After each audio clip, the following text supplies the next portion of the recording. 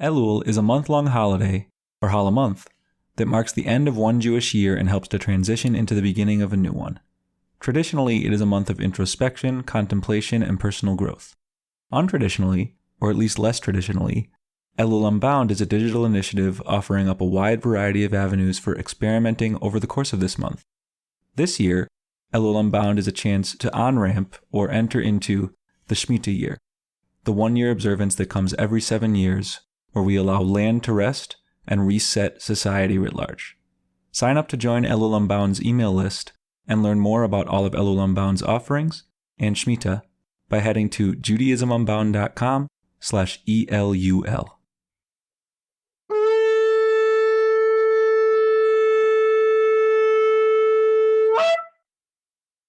This is a special bonus edition of Judaism Unbound.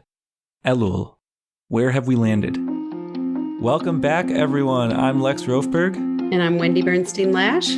And by popular demand, we are back with another bonus episode as part of our Elul Unbound initiative, as part of our prep for the sabbatical year for Shmita. We've been having a ton of fun with our emails that have been going out to mark this 12th and final month of the Jewish year. Also, we've really been enjoying our gatherings that we've been doing on Fridays. So for those of you who have come, thank you. For those of you who haven't yet, we've still got one more right before Rosh Hashanah that you can come to. So we hope you will. We've been talking about what this sabbatical year is going to be for us that we're about to begin, and how we can connect to it as individuals, as a collective Jewish people, as, you know, the world, as the literal planet, because so much of it is about our connection to the planet. So that's a little bit of framing, but we wanted to get a little practical, a little concrete with our second and final of our bonus episodes for this month, because Shmita is a really challenging ritual. Like, I don't think it was necessarily well designed to be something that humans could sort of glom onto and do. I think most holidays that we have, they're holidays. They're like days, emphasis on the days. Like, they are one day, you know, the longest ones are 8 days. And, you know, occasionally we have these times of year like Elul that are 30 days. Like, you've got certain periods that are a little longer. And even those, when you get to like 30 days, 49 days, like, that's a very hard thing to actually stay engaged in. And then the sabbatical year is a holi-year.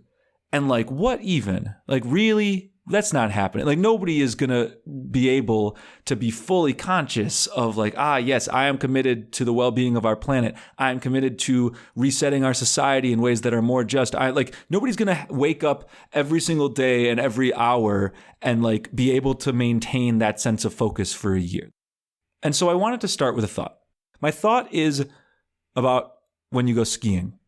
Because when you go skiing, when you're first learning to ski, you take the little tow rope up the hill, and then you go down the bunny hills, and that tow rope, we've been talking about on-ramps. You take a literal on-ramp, and then you go down the hill.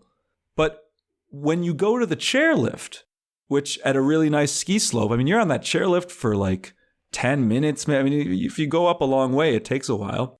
You go all the way to the top of the mountain, and then you have to make a decision. You have to decide, how am I getting down this mountain? There's, you know, however many choices for slopes for me to take. There's the black diamonds that are going to be more challenging. There's, you know, the blue squares that are in the middle. There's the green circles. There's some of the winding hills. Maybe some have moguls, bumps in the road, obstacles. We've got all those choices. And most of the time, like, I don't even necessarily make a conscious choice. What I do is I'm at the top of the mountain and I'm like, this starting point, this first leg of a slope is what I'm going to take. And then about halfway down that, it often branches out into a few side slopes. And like, you know, at that point, that's when I'll decide where the next step is. But my hope is I would like us to leave this conversation, and I'm speaking for me, I would like to come out of this conversation with an actual direction for myself for just the first month of the Shmita year. And my hope is that you will too, Wendie, and my hope is that listeners will as well. What's the first part of the slope that we're going to get down? Wendie, do you have an initial thought setting an intention for the beginning of this sabbatical year? Pointing yourself in the right direction is got to be the first step. So kavanah, the Hebrew term, I use it a lot in my work. That it doesn't mean that I know the route I'm going to take. As you said, there's going to be many more decision points and places where things happen and you get to respond to them. But if I set an intention, I'm going to take this route versus this route versus this route, I'm taking that first step. Everything that we do one step at a time, and it builds on itself. But the intention is the precursor to that.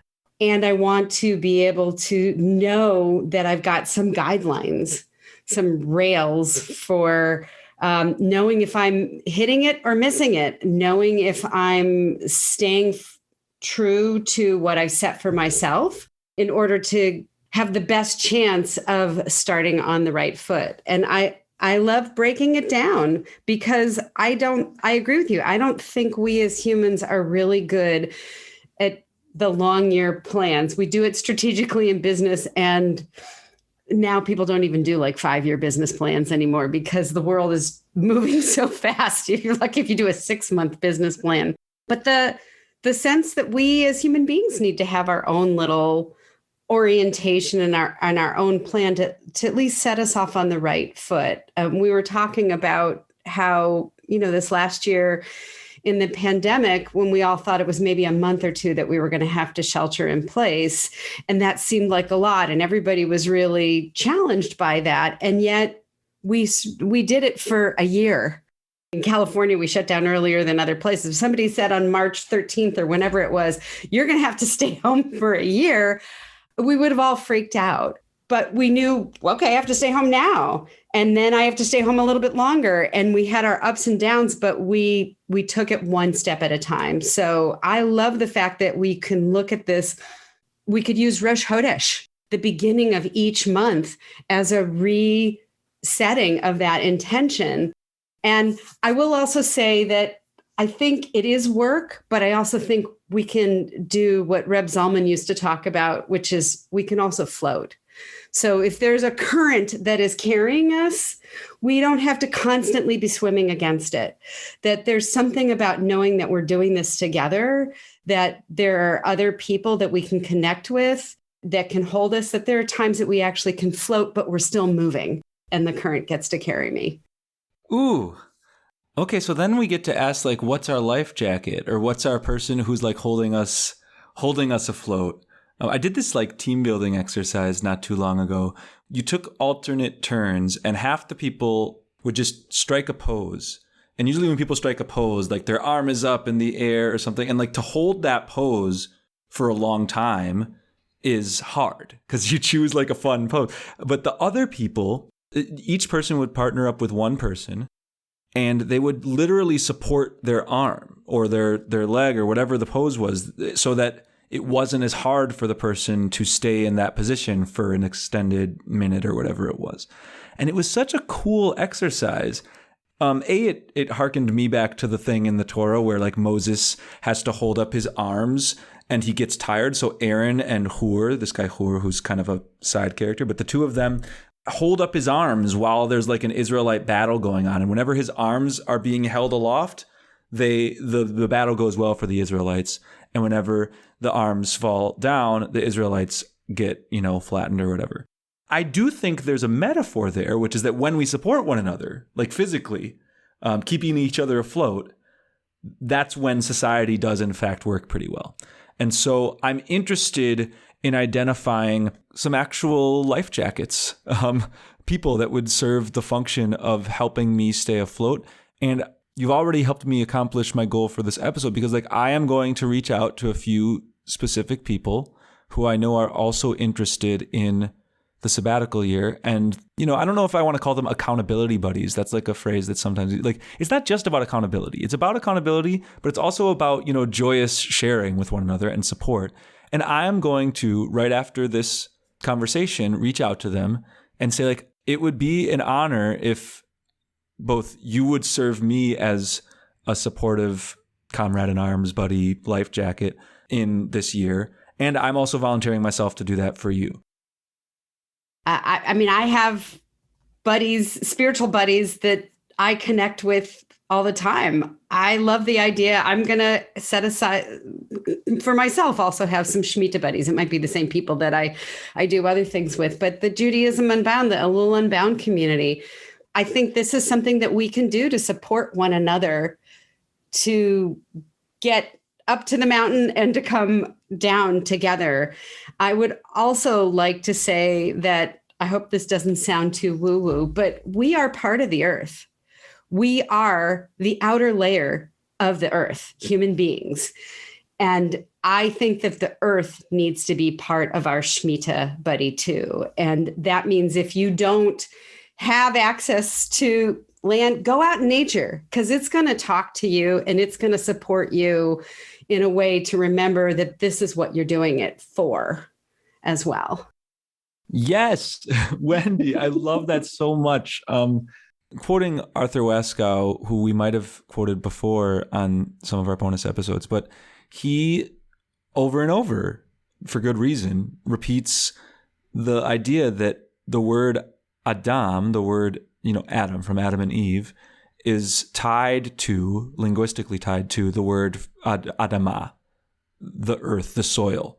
Earthling is how he translates Adam, and earth is how he translates Adama. And so I'm really, really drawn to what you're saying. And it also brings me to an ongoing resolution of mine, that it would be dishonest of me to say this is my Shmita resolution or something, because I've been trying to work on this. But like, how we relate to land, it ties to how we relate to other people. One terrain, to use another earth metaphor, where that happens is land acknowledgements. So I live on Narragansett land in what is now termed Rhode Island.